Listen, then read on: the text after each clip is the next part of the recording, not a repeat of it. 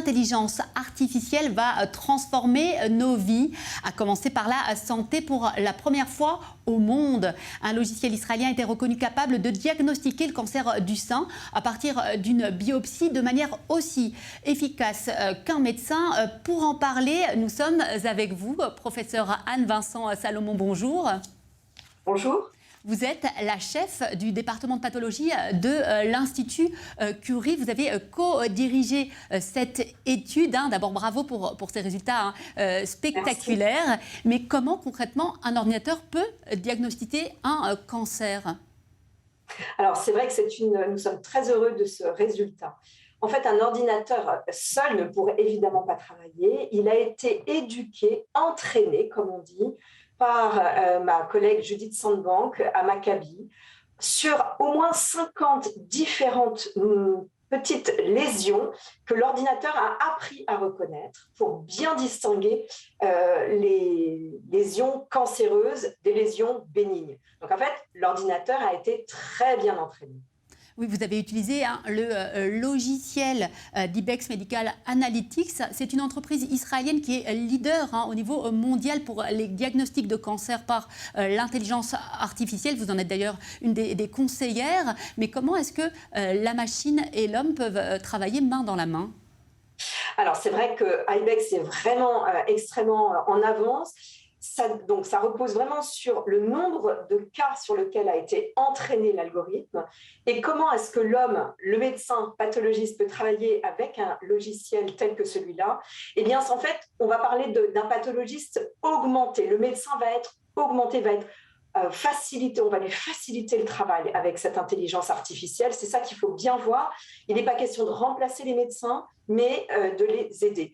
Imaginez, on a de plus en plus de travail et de biopsies à interpréter dans une seule journée. Et si l'intelligence artificielle, ce logiciel qui s'appelle Galen-Brest, pré-analyse les biopsies avant que le médecin ne s'installe à son bureau et qu'il le fait une fois que les lames auront été numérisées, eh bien c'est un gain de temps. On peut s'organiser pour prioriser les cancers les plus graves. Enfin, c'est véritablement une facilitation du travail sur laquelle on compte. Oui, vous êtes médecin, donc ça va faciliter le travail des médecins, mais il faut penser à toutes ces femmes dans le monde qui ont des cancers. Elles sont de plus en plus nombreuses, 2,2 millions chaque année. Est-ce que ça peut également améliorer leur quotidien ? Absolument, dans la mesure où trop peu de pathologistes sont très bien entraînés et très bien formés pour prendre en charge ce nombre impressionnant de cancers. Donc, on peut imaginer que pour faciliter la tâche pour le plus grand nombre de médecins et pour le plus grand nombre de patientes, ce sera vraiment une aide. Un ordinateur et un algorithme comme celui-là n'est jamais fatigué. Donc, si le médecin, en fin de journée, a sa vigilance un petit peu moins aiguisée, eh bien, l'ordinateur peut nous assurer finalement une double lecture. Et ça, c'est une garantie que le plus grand nombre de femmes dans le monde pourront être diagnostiquées de façon la plus fiable possible. Maintenant, il faut bien comprendre que les services de pathologie dans le monde sont en train de s'équiper de scanners de l'âme. Donc, on est en train de vivre une mutation dans différents pays. Les progrès sont plus ou moins avancés.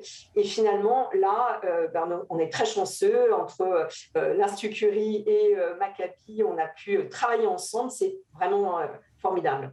Alors ça, c'est effectivement le fruit d'une collaboration israélo-française. L'intelligence artificielle Ibex Medical, elle a été entraînée à partir de ce qu'on appelle des biopsies. Donc ce sont des petits échantillons colorés, mais est-ce qu'on peut imaginer qu'elle fasse son diagnostic carrément à partir d'échantillons chirurgicaux, de prélèvements chirurgicaux ? C'est possible ? Alors, c'est tout à fait en cours. L'hôpital à Maccabi, le service de Judith Sandbank est en train de travailler avec Ibex pour justement élargir, non plus seulement aux biopsies, mais aux pièces opératoires. Il faut bien comprendre que de toute façon, il y aura une lame, une coupe histologique préparée à partir des échantillons opératoire. Il y aura toujours cette étape-là, ça c'est indispensable pour parfaitement cartographier le cancer. Et ensuite, une fois que les coupes histologiques seront scannées, là, l'intelligence artificielle pourra fonctionner. Donc, c'est en train de se faire. Absolument. Donc pour ça, il faut s'équiper d'ordinateurs, c'est ça? Il faut numériser tous les résultats? Voilà, en fait, il faut numériser les coupes histologiques. Donc, il faut un scanner de l'âme, c'est ce qu'on appelle un scanner de l'âme, qui va aller à fort grandissement, comme quand on zoome sur un microscope. Mais là, c'est fait par le scanner. La lame physique, la coupe histologique physique est transformée en image numérique et l'intelligence artificielle travaille à partir de ces lames numériques. Et c'est une vraie richesse, ces lames numériques. C'est une source de données très importante. Mais c'est quoi la prochaine étape, hein? Donc l'intelligence artificielle, elle diagnostique et elle va donner le traitement. Alors c'est quoi le travail du médecin? Qu'est-ce qu'il lui reste? Alors, le médecin sera toujours là pour... on travaille main dans la main avec ces logiciels, finalement. Donc, en fait, c'est vraiment une complémentarité. Et c'est vraiment, j'aime bien dire, le pathologiste augmenté, celui qui utilisera l'intelligence artificielle, il a un avantage par rapport à ceux qui seraient plus réticents à le faire. Alors, voilà, il y a des étapes d'abord d'équipement des laboratoires en scanner de l'âme. Il faut bien sûr penser au stockage de ces données qui sont très lourdes. Une lame pèse entre 1 et 5 gigas. Donc, il y a beaucoup de capacités de stockage également qui sont nécessaires. Et finalement, les systèmes de santé d'un pays à l'autre doivent faire face à cette nouveauté, mais qui réellement va rendre de grands services à un grand nombre de patients. Parce que finalement, on aura l'œil de l'expert Judith Sandbank et Anne-Vincent Salomon, disons ça comme ça. Avec IBEX, on a développé on a validé cet algorithme et donc finalement, notre œil va pouvoir être utilisé par un grand nombre de patientes dans le monde. Donc ça, c'est enthousiasmant. Formidable. Merci beaucoup, professeur Anne-Vincent Salomon. Je rappelle que vous êtes la chef du service pathologie de l'Institut Curie. Merci beaucoup de votre invitation.